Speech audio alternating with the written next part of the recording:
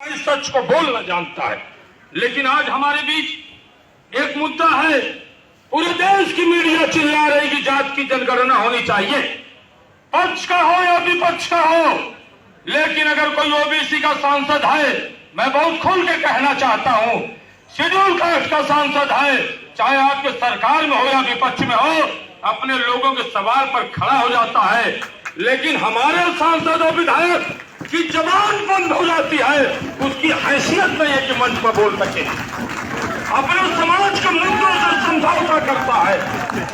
ये बात मैं आपसे कहना चाहता हूं, अपने समाज के जमीन को बेच के अगर हमें कोई कुर्सी मिलती है, डॉक्टर लोहिया ने कहा जिस तंबू में, जिस टेंट में अपने समाज की बात न हो, उस टेंट को आग लगा देना चाहिए। हम अपनी पीढ़ियों को क्या सौंप के जाएंगे? क्या इतिहास में कभी पूछा कि अखंड भारत के सपने में जब हिंदू कुश पर्वत से लेके और हिंद महासागर तक हमारा परचम लहराता था, और जब आज भी देश के टुकड़े हुए, जब अखंड भारत की बात आती है, सरदार पटेल ने बहुत बड़ा काम किया, हम उनको नमन करते हैं। लेकिन 536 रियासतें किसने दिया, इसकी चर्चा कोई नहीं करता। हमारे आजादी की कीमत हमारे बलिदानियों ने किसने चुकाई, इसकी कोई चर्चा नहीं करता। कितना इनकम टैक्स हमारे लोग देते हैं, हमारे रियासतें छीनी गई, हमने प्रीवी पर्स दे दिया, हमने अपनी जमीनें दे दी, चकबंदी के नाम पर हम बात तक आज तक देते रहे। लेकिन स्वाभिमान हमारा बचा है, उसको नहीं दे सकते हैं राजनीति के नाम पर। ये आपसे कहना चाहता हूं, जब हमारे युवा विश्वविद्यालय में लाठियां खा रहे थे, लड़ रहे थे, सब पार्टी के गुलामी के नाम पर उनके साथ खड़े होने को तैयार नहीं थे। मुझे मजबूरी में प्रतियोगी मोर्चा बनाना पड़ा। मुलायम सिंह की सरकार मुझ पर राष्ट्रपिता का मुकदमा लगा दी थी। भारतीय जनता पार्टी के लोग भी मेरे साथ खुल के खड़े होने में संकोच का अनुभव कर रहे थे। मैं आपसे साफ साफ बात कहना चाहता हूं, विपक्ष कभी नहीं फोन स्विच ऑफ कर दे रहे थे कि राहुल भैया नाराज हो जाएंगे, अखिलेश भैया नाराज हो जाएंगे, मायावती जी नाराज हो जाएंगी और बीजेपी के लोग नाराज हो जाएंगे। जब तक हम ये सोचेंगे अपने समाज की लड़ाई नहीं लड़ सकते हो। जो लोग अपना बूथ नहीं जिता सकते, वो बड़ा बड़ा पद लेकर के बैठे हुए हैं।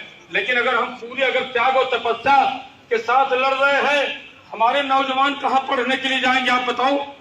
आज आरक्षण बढ़ाने की बात चल रही है, आपकी जमीन छीनने की बात चल रही है, संपत्ति में बंटवारे की बात चल रही है, उस पर आप सवाल उठा सकते हो? आज जिले में 12 विधानसभा, एक जिले की मैं बात कर रहा हूं, नरेंद्र सिंह गौड़ का भी टिकट काट दिया गया और बीके सिंह को भी नहीं दिया गया। एक उदाहरण के लिए आपसे पूछ दिया जाएगा कि छतरी कितने हैं बताओ, किस विधानसभा में, और आप नहीं बोल पाओगे। सिर्फ गिनती से नहीं होती, हम गिनती वहीं से शुरू होती है जहां से हम शुरू होते हैं, क्योंकि हम सारों समाज की लड़ाई लड़ते हैं। इसलिए साथियों, चाहे बात शिक्षा की हो, चाहे बात रोजगार की हो, और जहां प्रतिभाओं को कुंठित किया जाएगा, इतिहास गलत लिखा जाएगा। जो बात हमारी एक बहन कह रही थी, हम उस बात से सहमत हैं।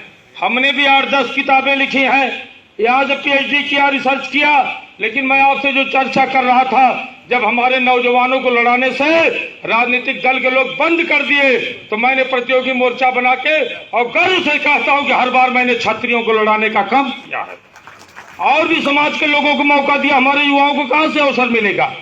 और आज भी कहता हूं, अगर समाज के लिए खड़ा होने की बात आए, हम तो छात्र धर्म यही है कि सबको लेके चला जाए, लेकिन अपने को छोड़ के चला जाए, ये हमने नहीं सीखा है। और हमको छात्री कल्याण बोर्ड चाहिए, हमारे युवाओं को शिक्षा, रोजगार, हॉस्पिटल और स्कूल चाहिए। जो सक्षम लोग हैं कम से कम इसमें योगदान करें। दहेज मुक्त शादियां करें, हमारी बेटियां उसका अभिशाप बन रही हैं, इससे हमें बचना पड़ेगा। नशा मुक्ति से बचना पड़ेगा और अपने लोगों के लिए एकजुट होकर खड़ा होना पड़ेगा। कभी हम घोड़े की लगाम अपने हाथ में रखते थे, आज हम घोड़े हो गए हैं। हमारी लड़ाई घोड़ों से नहीं, घोड़सवारों से है। और जब भी जरूरत पड़ेगी हमेशा से टकराएं, आगे भी टकराने का काम करेंगे। इन्हीं बातों के साथ कि हम तो दरिया हैं, हमें अपना हुनर मालूम है, जिस तरफ भी चल पड़ेंगे रास्ता बन जाएगा। जय भारत, जय छत्तीसगढ़। बहुत ही ओजस्वी पूर्ण